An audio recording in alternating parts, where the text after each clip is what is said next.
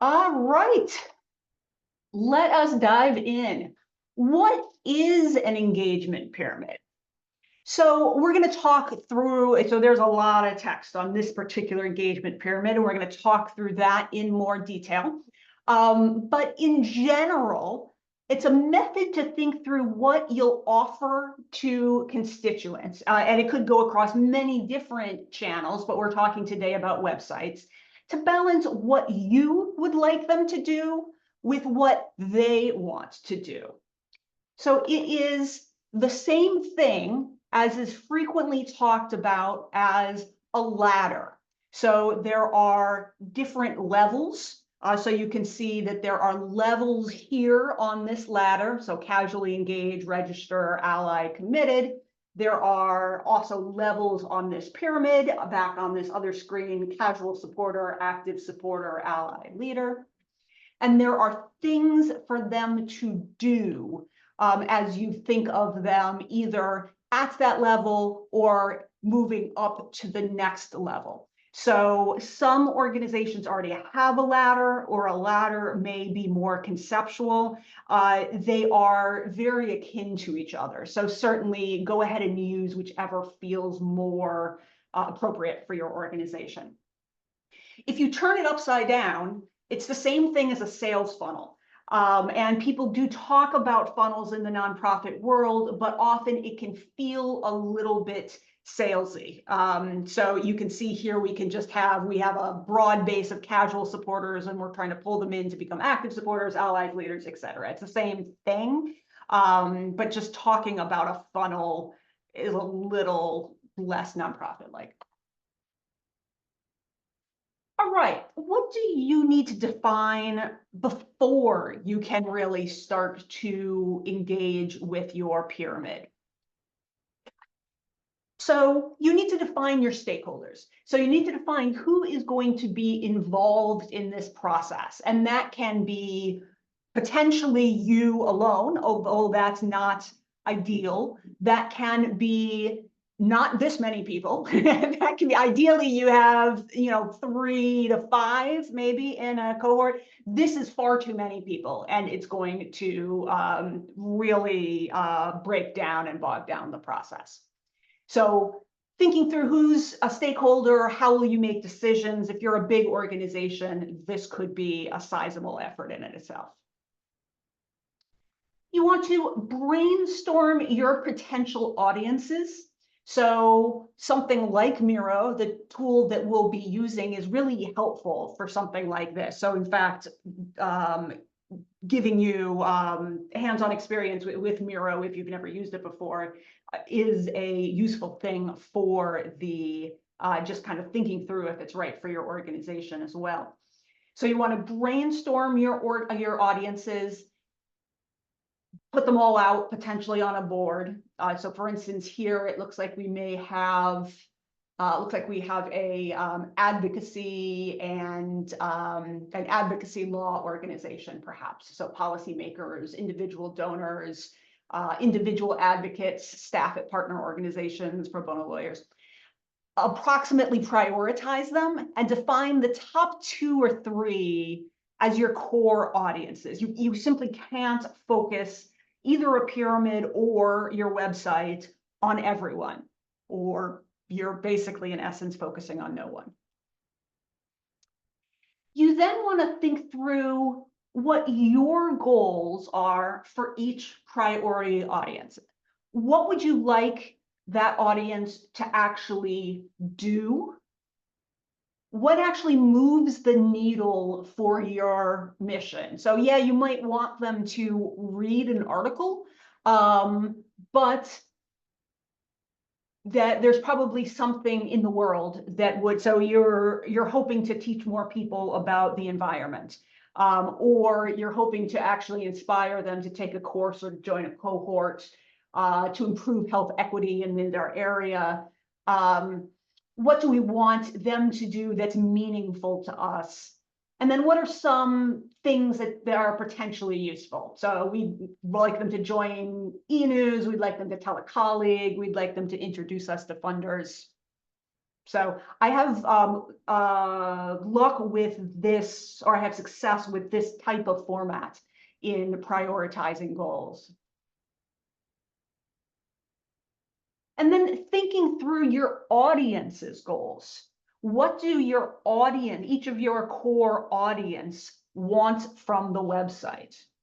So ideally, there would be actual research involved here. So there would be interviews with 4 to 5 people in each area, in each type of audience. There would be perhaps a website intercept pop-up survey. So for instance, like what we're seeing here. If whether or not you have research, you at least want to make sure that you get agreement from your stakeholders on your goals for your priority audiences.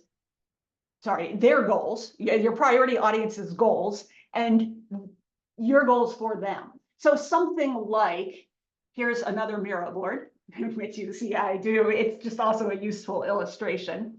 So for each audience, kind of who are they as people?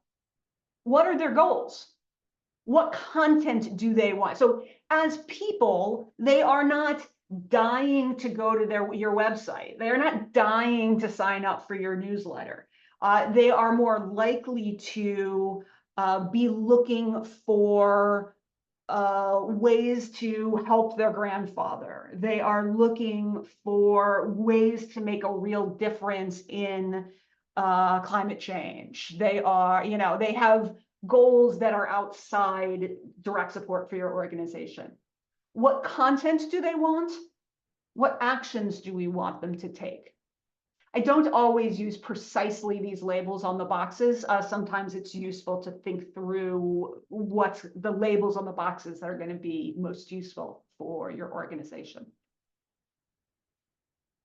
All right, and that's the pre-work that, and even just doing that pre-work by yourself to think through what are the types of things that are going to inform the pyramid. That's the pre-work that's going to really help you with success. All right, let's dive in. Just as I'm going to, for those who have joined us since I did my intro, I'm just going to put the link to the Miro exercise in again. You might just want to, in advance, make sure that you can get in there. Sometimes it takes a little getting around firewalls and such to get into Miro for some people. And also mentioning that I am eager to take your questions. Please put questions as you have them into the chat, but I'm going to hold them to the end of between this and the exercise so I can get a relatively clean recording of this. Let's talk about creating your pyramid. All right. So what might the levels be for your organization, and what type of activities would be included? We're going to talk through this idea of level 1, 2, 3, and 4 for your pyramid. And you should tailor your pyramid to suit. You want to think through, is 4 actually the right number of levels for you? You should absolutely think through the names used for each level. So there's not, I wouldn't just take what I've got here and slap it on for your organization without making sure you don't have other labels already that might make more sense. And if you're talking about a ladder or a funnel already, you should definitely use that and not introduce another framework. For some organizations, it might make sense to create multiple pyramids for their, so we have 2 or 3 key audiences. It could conceivably make sense. It probably would make sense to do 3, but conceivably to do 2. If there is almost no overlap between the goals or the audiences of those, of the goals or of your goals of the organization for them or the audience's goals for the website. If there is no overlap, then you might want more than one pyramid. All right, let's talk about levels of a pyramid. So I've named these with conceptual names, which you almost certainly don't want to use with your organization. I'll then talk through an example of one with real names. So level 1 is the magnet. So this is basically you are converting people from people who are not on your website at all to attract and pull them in so that they know you exist. So this is stuff that's interesting, perhaps it's fun, it's easily findable in the world, it's easy to look at or act on at the spur of the moment. So this is the not yet engaged, the browser, the passerby, conceptually. So at level 2, we've got some kind of minimal engagement. So, and this often is most easily conceptualized as what is the least amount of effort you can offer them that will allow you to stay in touch with them. So often that means for them to give you an email address. So perhaps registering to see a resource, to sign a petition, to sign up for a free webinar, subscribe to your e-news.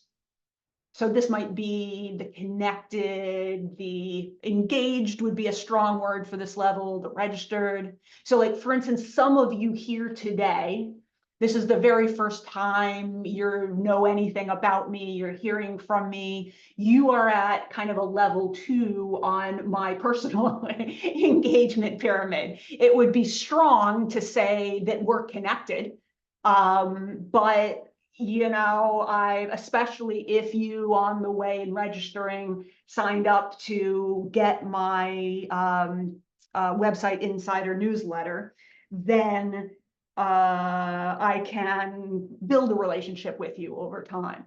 Some of you in this webinar, I recognize your names. We've had a number of conversations. I see somebody in here who's a client. So there's definitely higher levels in this pyramid. So the next level up is typically, so level 3, small actions that actively support you. So donations, paying for a training, showing up for a rally. This is a level that you likely already have a name for. So supporter, activist, donor, depending on what it is precisely that you do. And then higher up the pyramid, this tends to be very custom. This is like the super fans. These are people who love your organization and you want to actively think through what great opportunities can you offer those folks that will both actively help your organization and actively continue to engage them. So perhaps they're spreading the word, becoming major donors, they're becoming volunteers, other things.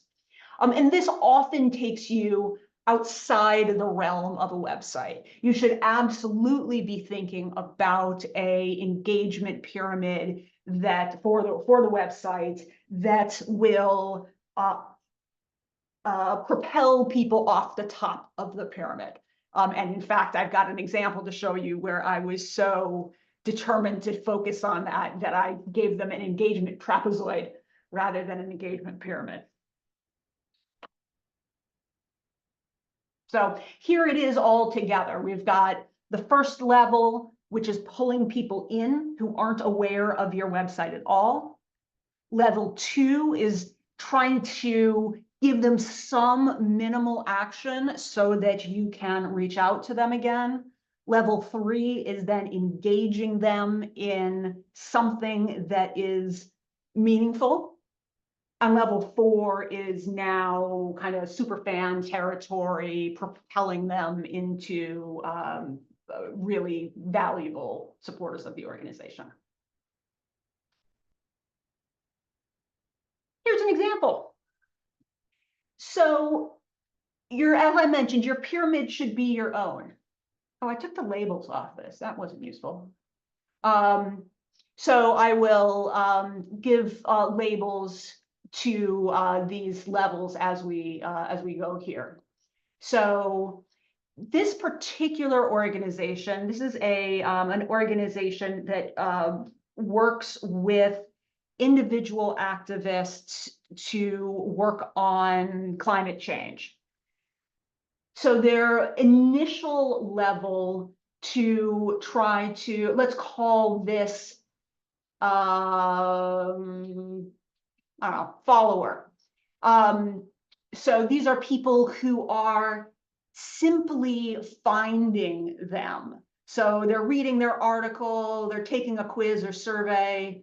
This following on social isn't technically a website action, but maybe the website caused them to follow on social. So then let's call this engaged. They had many levels, or they have many levels. And so this is actually potentially a more aggressive interpretation of the next step. So making a gift, a small gift, is in fact something that, because they were broad-based and a lot of people just kind of heard that, they also had a big name, people had heard of them, making a gift is actually fairly far down their pyramid.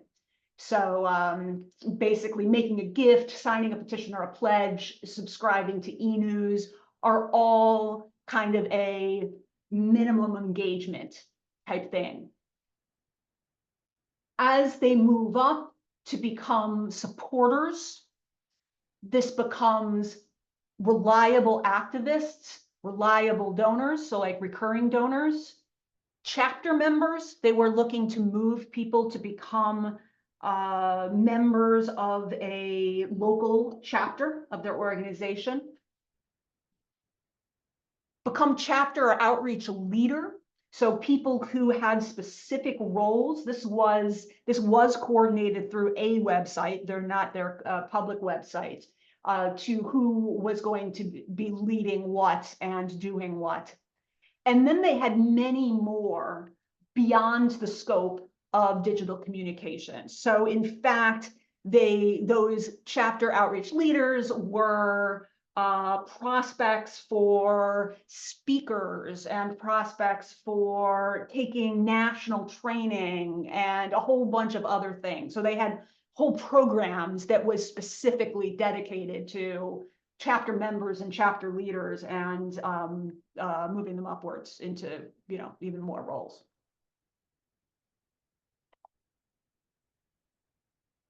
All right, again, I welcome your questions into the chat. I will take them in just a few minutes.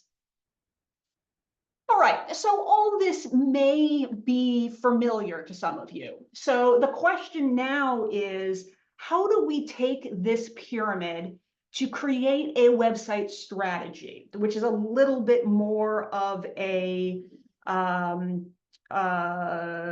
unusual spin on this. So what are we going to do with this to say, is my website doing everything it could to take advantage of this pyramid? Or if I'm creating something new, to create a strategy. So level one is your outreach focus. So as you're thinking about what is on your homepage, what you're optimizing for in SEO for Google, what you put in social, things like interesting articles, fact sheets, quizzes, polls, fun videos. I put here whatever you can get SEO for. So this has a huge overlap in search engine optimization. Whatever it feels to you like you can interest people in is a key target here. interesting photos, memes, libraries of information. Obviously not, you wouldn't want all of this. You'd want to select the things that make sense for you.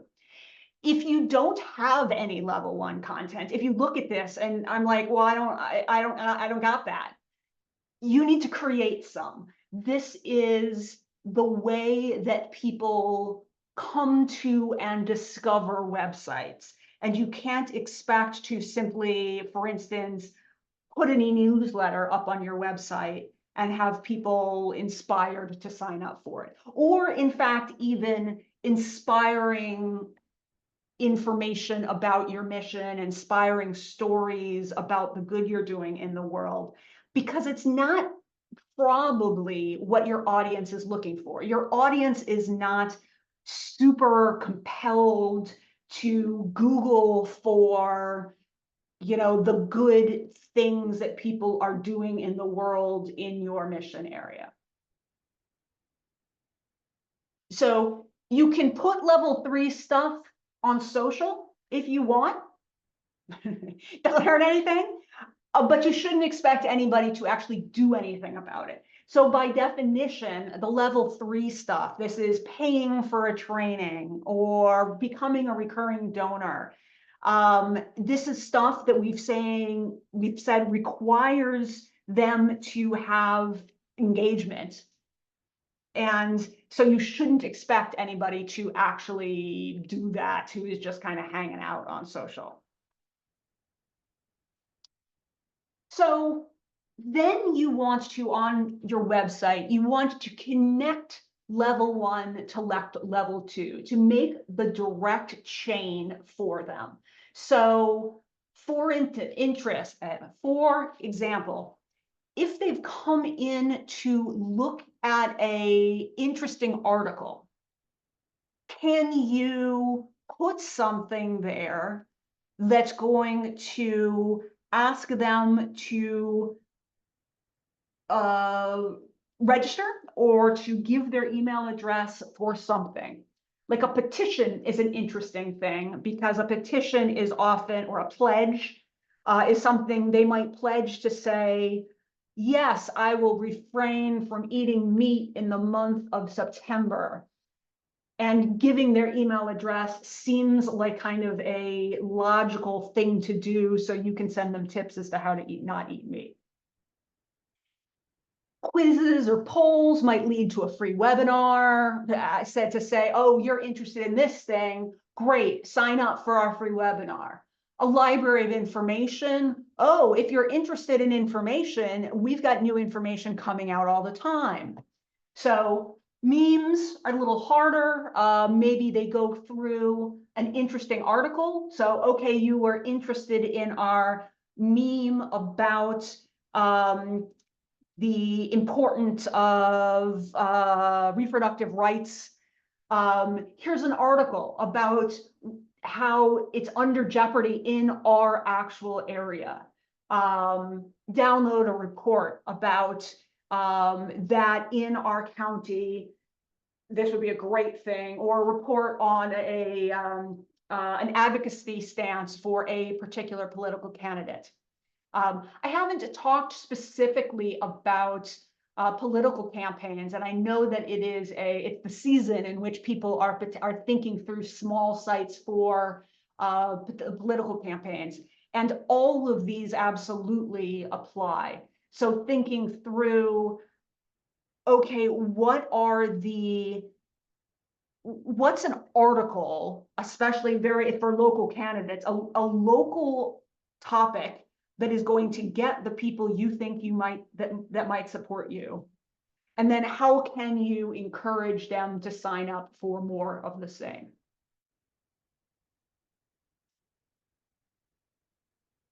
You want to create pathways to level 3. So you want to define what would reasonably entice a level 2 supporter to level 3. The reasonably here is because I find that people often are kind of doing some fairy tale thinking here, in that, oh, a bunch of people who get, information about, from our executive director as to what we're doing every month will be compelled to donate at year end.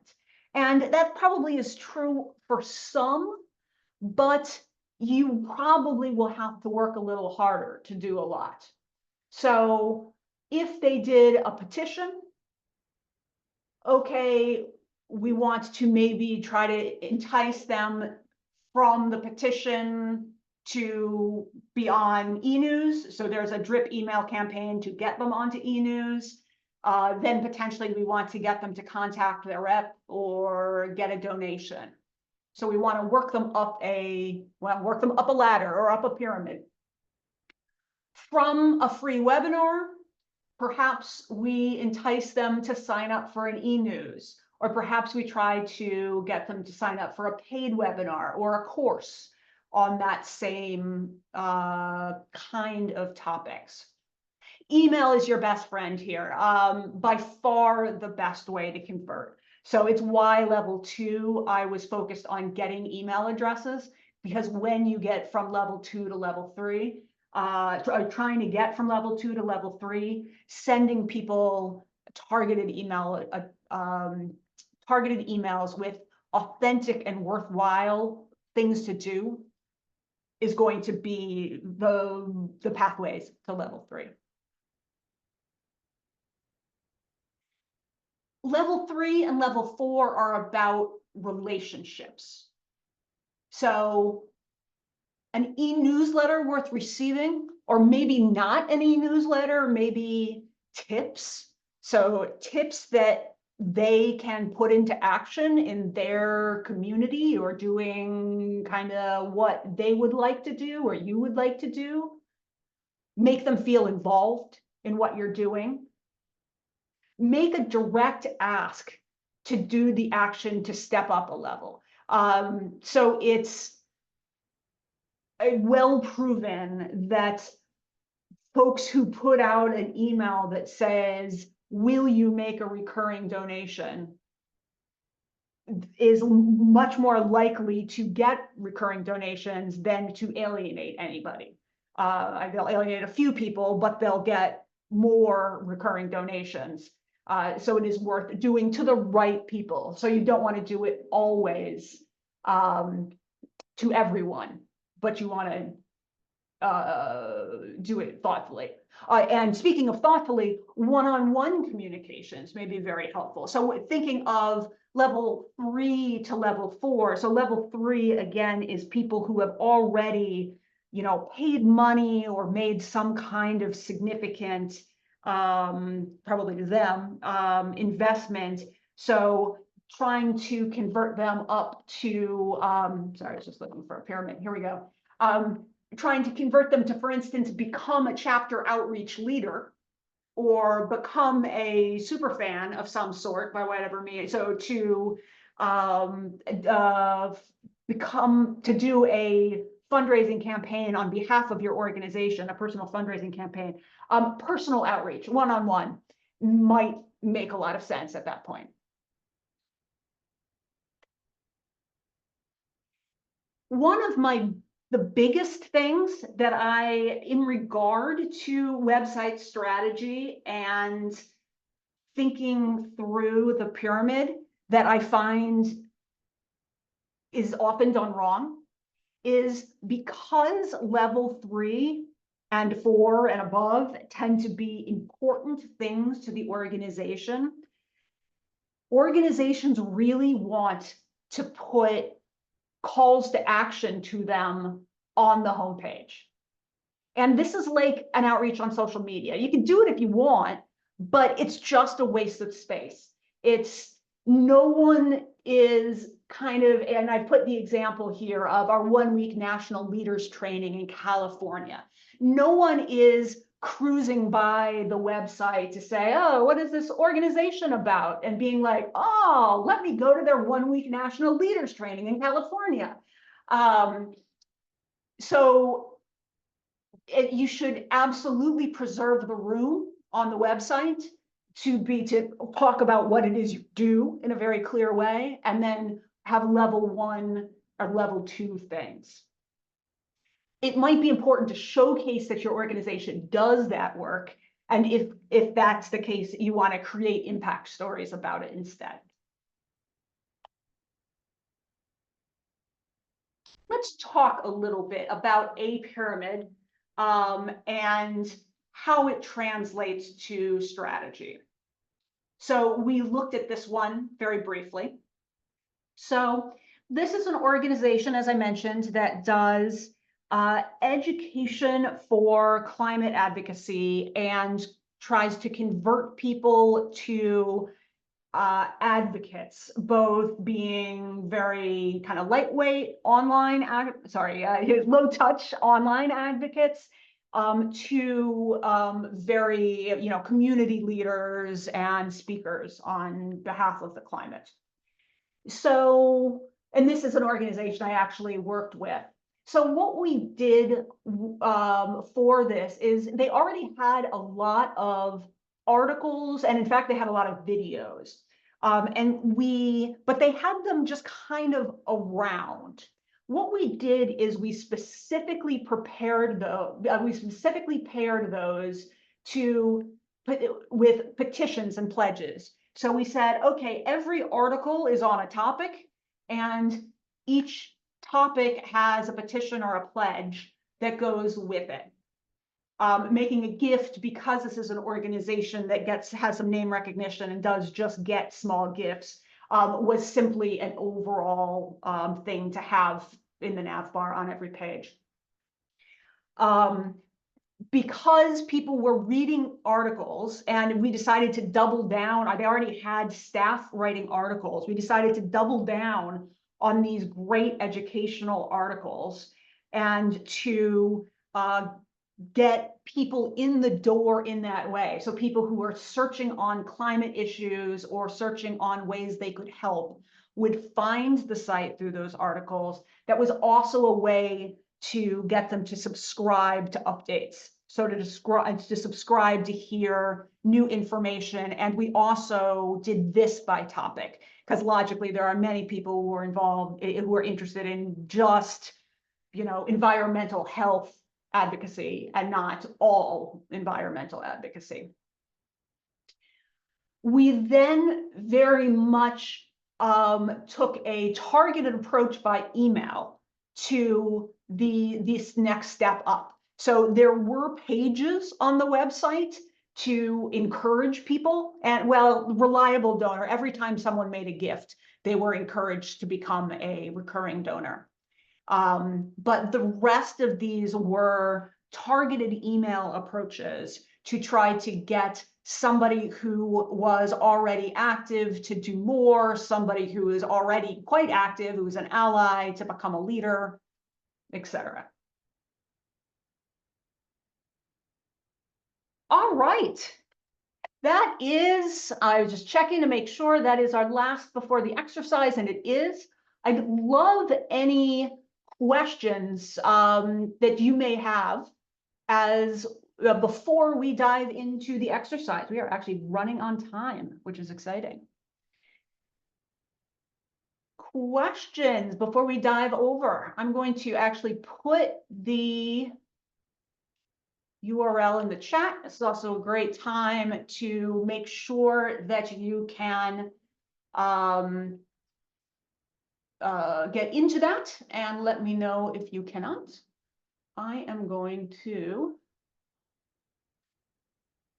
So we're now doing an exercise. Here is the URL, but that's not useful to you because we're going to be, because that's not live. So I am now over in Miro. Please join me here using the chat, the link in the chat. I am going to present this.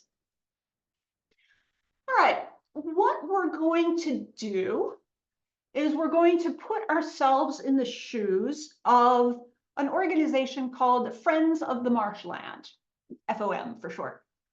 And we're going to build them an engagement pyramid together.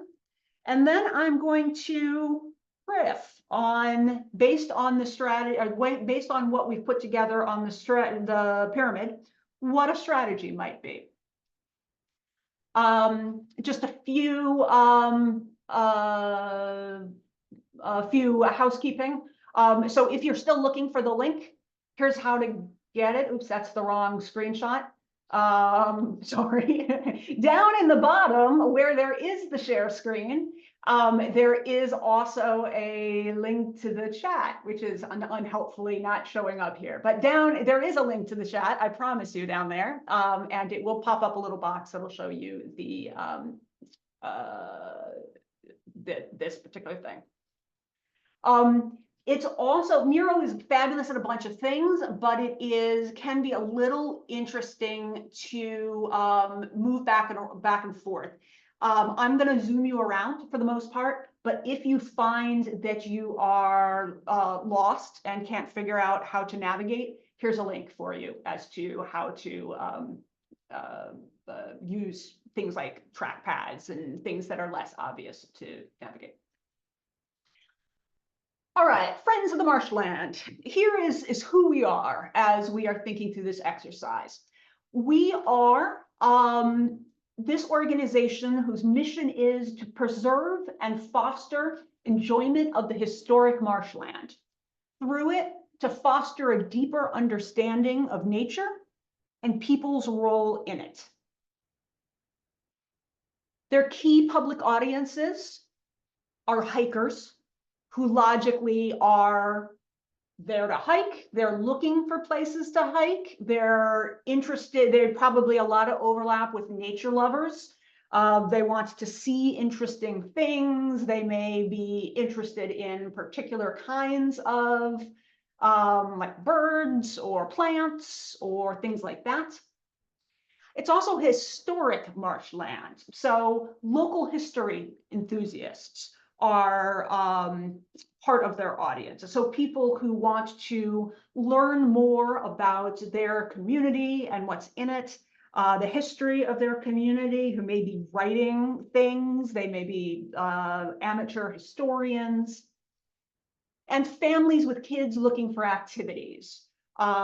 So I suspect many of us can put ourselves in their shoes. So these are folks who are looking for family-friendly things, possibly for tomorrow, possibly for just a longer list of things that are not too long a drive, not too much of a hassle, events that they might do.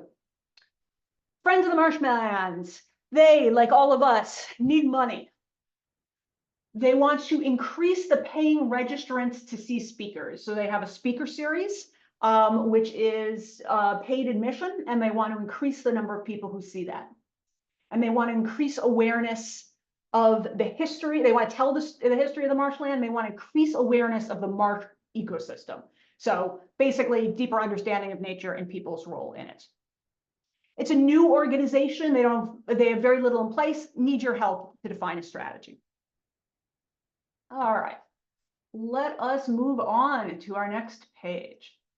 So here is our pyramid.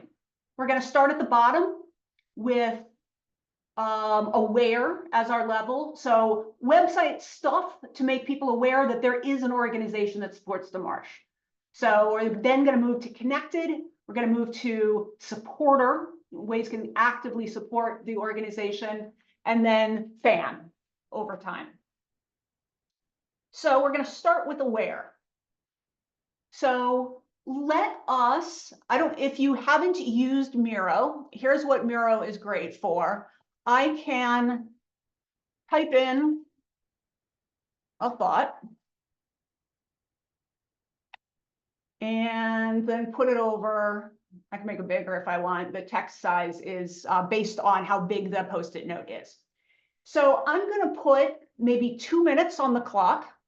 I would love for you to brainstorm stuff that we can do to make people aware that there's an organization that supports the marsh. Go ahead and start thinking, and I will find my timer, which has gone away.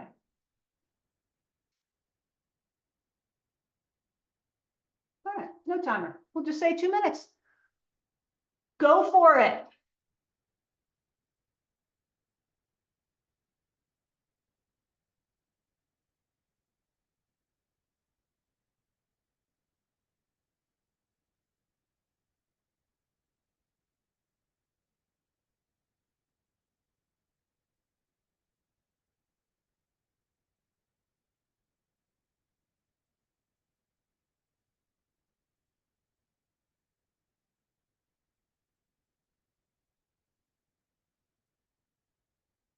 All right, we got a bunch of spectators here. You're welcome to spectate, but you know, we need more than a couple people doing this or it's going to be a very sad exercise.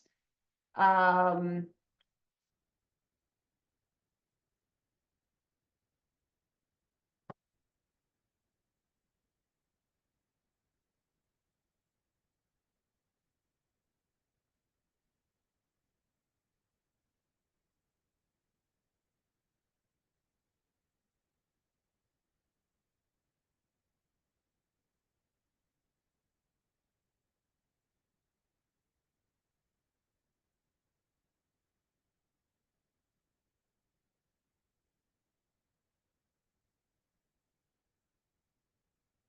all right, take another minute or so to wind up.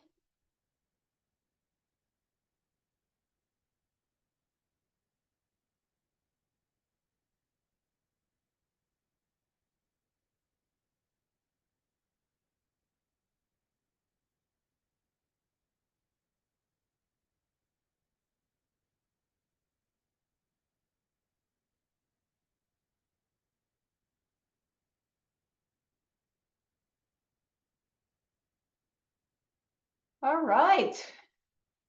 Type your, it looks like we've got 2 last things going up. Perfect. This is some great stuff. We've got, yes, 2 thoughts about the map. So map of the marsh, map of hiking trails, absolutely, hours and directions, just some core things that people are going to want to look up. Photos of cool animals and plants, bird watching guide, blogs, posts, articles detailing different facts about the marsh and the ecosystem, absolutely. The Martian history, fabulous. Safe hiking tips, great stuff here, fabulous. All right, let's move onward to our, all the rest of it. So I'll give you a little bit more time. But things get logically smaller as we get towards the top. So let's take maybe 4 minutes to brainstorm. Probably it makes sense for each of you to start with the next level. So based on having gotten people to the website, what might we do to get them connected, to give them our, get them to give us their contact information, and then moving up to actively support, so paid programs, donations, and then supporting over time. Go ahead and go for it.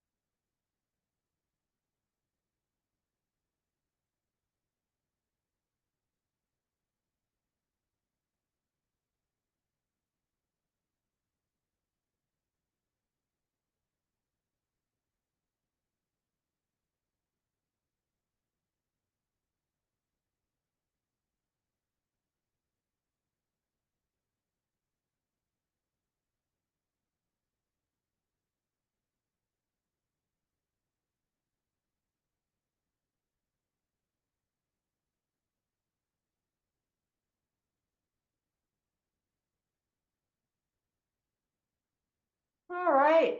If you aren't already, think about moving up to supporter from connected.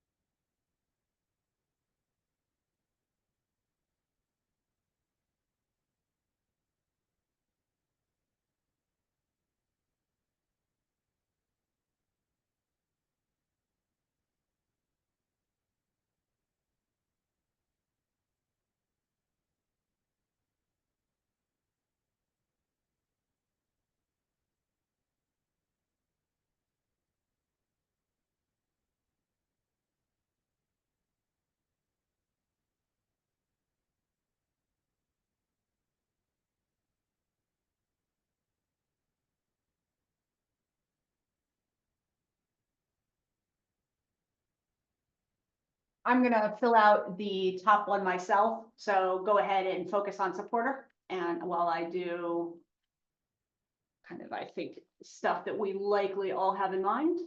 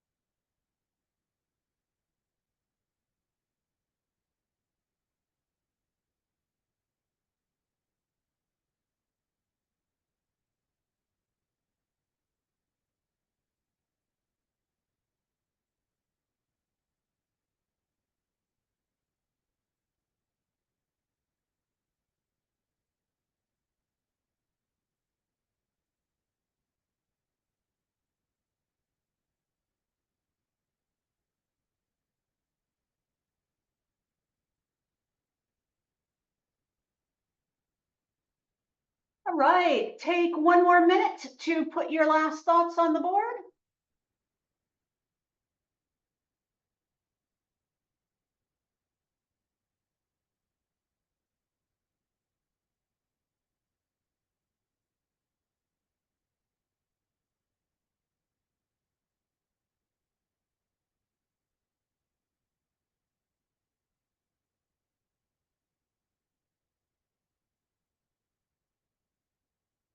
Fabulous. Boy, look at all this good stuff we've got. So as we are thinking of ways to, so this is cynically, this is basically ways to get people to give their contact information. So it's connected, but that is of value to them. So most tactically, signing up for an e-newsletter, signing up for an event, for free events, social media to get a notice about, like for instance, family events. I bet a lot of families would do that. They just want to know what's going on. A particular newsletter highlighting historic facts and people. This is actually mine. I had a similar thought of historic fact email of the month. Some kind of free webinars. So some people do that when they won't do live events. Some of the stuff that was in the bottom, so it was in the, what is it, outreach, aware. Some of that felt like it could perhaps even move up a level, like we had, for instance, a bird watching guide or activities to do with your kids. Maybe people register and give their email address to get something substantial like that. I think that that is not a unusual ask. then absolutely, then we've got people's email, and we send them valuable information over time that builds their relationship with us, with all of these potential, obviously you don't want to send everybody everything, but all these potential good things we could send them. And then we encourage them to sign a petition to expand or to keep the marked protections, to adopt a critter. I love this idea of kind of there's a, you know, if you give this amount of money, it could potentially literally do something, or it could figuratively. So I just expanded that to donate at a level named after marsh critters. Come to a paid speaker, help fund our speaker series. And then we've got, yeah, great. Someone added write articles, personal fundraising campaigns, yeah, funding, all the way to that. Yep. So in our last 4 minutes, I want to make sure that I take the time to talk about, hopefully it's already fairly apparent for you as to how, like, what this might look like on a website. But I want to talk through that specifically. So what this means to me is that this is essentially a laundry list of potential content and features that we could have on a website. We obviously want to think through staffing for some of this stuff, like before we simply say, oh yeah, no, and we're going to have a bird watching guide and a historic fact email of the month. And like, we want to think through whether there's more than like a half-time staff person. But to put front and center the stuff that is going to make people aware, the fun facts, the hours, well, probably not hours and directions, that's not fun. But the map of the marsh, the photos of cool animals, you know, that's all stuff that will, and then think through content that will actually get people there. Oh, by the way, I put up plaques. I didn't want to necessarily inform people's thinking, but this is actually, interestingly, if you have a physical place, QR codes are very much worth thinking about. So plaques and a QR code to find out more will get people onto the website. And then pairing that stuff, so thinking through kind of the pathways. All right, so someone who's there for a map of the park, what might they be interested in that you can get them to look at and perhaps sign up for while they're there? Something like activities to do with their kids seems like a potential one, or a bird watching guide, or yeah, the call to follow social media, sign up for information about events. All of those things seem like potential things that that person might want. You'll want to prioritize because there will be logically a page with the map, and you won't want to say, and here are 6 other things you might want to do, because then they're less likely to do any of those things. So you're going to want to decide what you think is most likely for them to do. Or you could decide there's something like learn more about, you know, maybe there's 2 calls to action. Learn more about the nature and history of the marsh, and there's learn more about family activities, you know, which then takes them to different landing pages. They could then parlay that into other stuff. There's probably a different family pathway with it has good stuff to do with families, family events listing, that then shows also the paid stuff over time. And then converting people all the way up to supporter and fan is probably considerably more, particularly for, this is likely a small organization without the resources for a big website. This is going to be more of a email activity, I would imagine. All right, we are at time, but would love to still take any questions if you have any of them. Actually, I will just, as I'm waiting to see any pages, I will just put my own contact information up. If you want more help on any of this, I am eager to help. If you have questions, I do answer questions via email. I certainly, I'll do my own call to action, which is to sign up for my newsletter. If you didn't, as you registered, it's got good stuff, I promise you. Great. I'm going to give one more minute to let people ask questions, and if not, I'm going to wrap it up.